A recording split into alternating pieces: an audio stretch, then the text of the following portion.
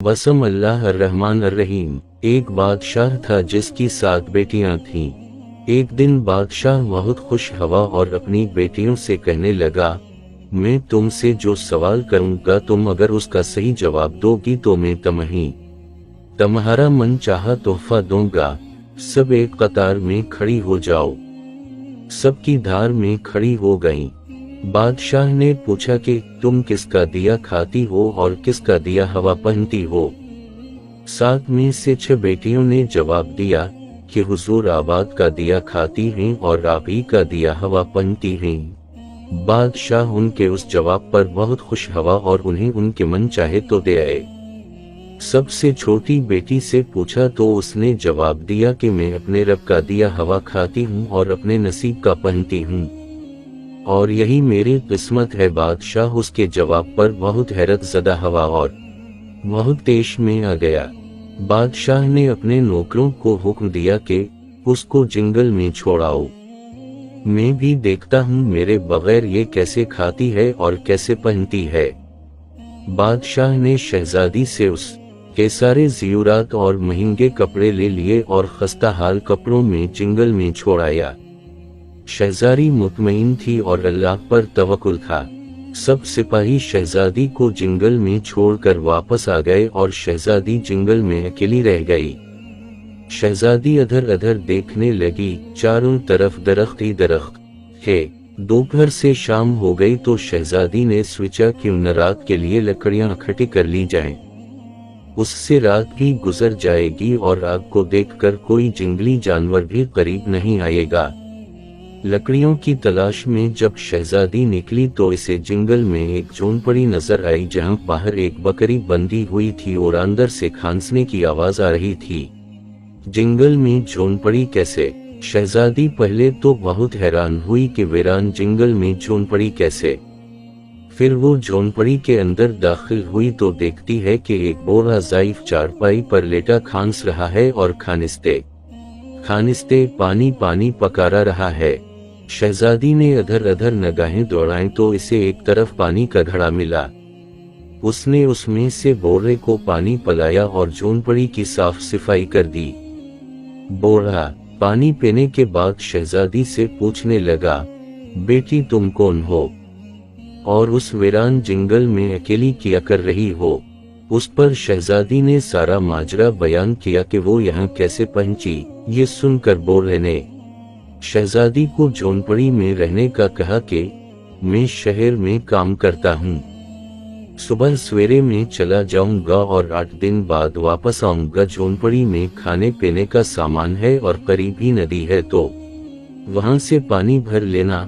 सुबह सवेरे बोरा शहर चला जाता है और शहजादी झोंपड़ी की साफ सफाई करके बकरी का दूध धो लेती है और आधा अपने लिए रख लेती है और आधा बाहर बर्तन में रख देती है कि कोई जानवर प्यासा होगा तो पी लेगा और रात को सो जाते हैं। सुबह जब शहजादी उठती है तो देखती है कि बाहर दूध का प्याला खाली है और करीब ही एक खूबसूरत और कीमती लाल पड़ा हुआ है जो कि देखने में बहुत कीमती लगता है और उसके साथ ही सांप के निशान हैं। उस पर शहजादी को याद आता है कि उसने बचपन में सुना था कि जब कोई नायाब सांप खुश होता है तो वो एक ऐसा लाल अगलता है जिसकी कीमत हीरे जवाहिरात से भी ज्यादा होती है। वो ये सोचती है कि शायद सांप प्यासा था तो वो दूध पीकर खुश हुआ और उसने ये लाल अगल दिया। ये सोचकर शहजादी लाल उठाती है और अपने पास रख लेती है। फिर अगली शाम शहजादी दोबारा प्याले में दूध डालकर रख देती है और सुबह फिर से इसे एक लाल मिल जाता है। इसी तरह करते करते 7 लाल हो जाते हैं और उस दिन बोरा भी वापस आ जाता है। बोरे के वापस आने पर शहजादी इसे सारा माजरा बताती है और 3 लाल इसे दे देती है और 4 हार अपने गले में हार बनाकर पहन लेती है और बोरे को कहती है कि ये लाल सुबह शहर में जाकर बीच देना और वापसी पर अपने साथ महल बनाने वाले मजदूर भी ले आना। अगले रोज बोरा मजदूरों को ले आता है और देखते ही देखते जंगल में एक आलीशान महल तैयार हो जाता है और वो बोरा और शहजादी उस महल में रहने लगते हैं। ऐसा खूबसूरत महल के जिसमें दुनिया की हर आराइश, नौकर चाकर और तमाम लज़्ज़तें मैसर होती हैं। शहजादी जंगल में लकड़ी की फैक्ट्री लगा देती है, जहां गरीब काम करते हैं और उनकी रोजी रोटी भी चलती रहती है। देखते ही देखते शहजादी के चर्चे होने लगते हैं कि शहजादी बहुत ही रहमदिल है। इसी तरह ये खबर बादशाह तक भी पहुंच जाती है, तो बादशाह के दिल में इश्तियाक पैदा होता है। वो देखिए तो सही कौन से मुल्क की शहजादी है। चनाचा वो अपने सिपाहियों के जरिए पैगाम भेजता है। बादशाह और उसकी बेटियां हैरान और मुतासिर होते हैं। जब शहजादी के सिपाही इसे बताते हैं तो वो कहती है कि वो बादशाह से सिर्फ एक शर्त पर मिलेगी कि जब बादशाह अपनी सारी बेटियों के साथ आए। चनाचा बादशाह अगले रोज ही अपनी सारी बेटियों के साथ शहजादी के महल में पहुंच जाता है। शहजादी उनके लिए 7 रंग के खाने तैयार करवाती है और हर खाने के साथ इसी रंग के कपड़े और ज़ियूर पहनकर नकाब के साथ सामने आती है। महल की शान और वक़ार देखकर बादशाह और उसकी बेटियां हैरान और मुतासिर होते हैं। बादशाह आखिर शहजादी से कह ही देता है कि तुम मेरी बेटियों की तरह हो और तुम्हारे कहने पर मैं भी अपनी सारी बेटियों के साथ आया हूँ। फिर हमसे ये पर्दा कैसा? बहुत असरार पर शहजादी मान जाती है और कहती है कि ठीक है, मैं तैयार होकर आती हूँ।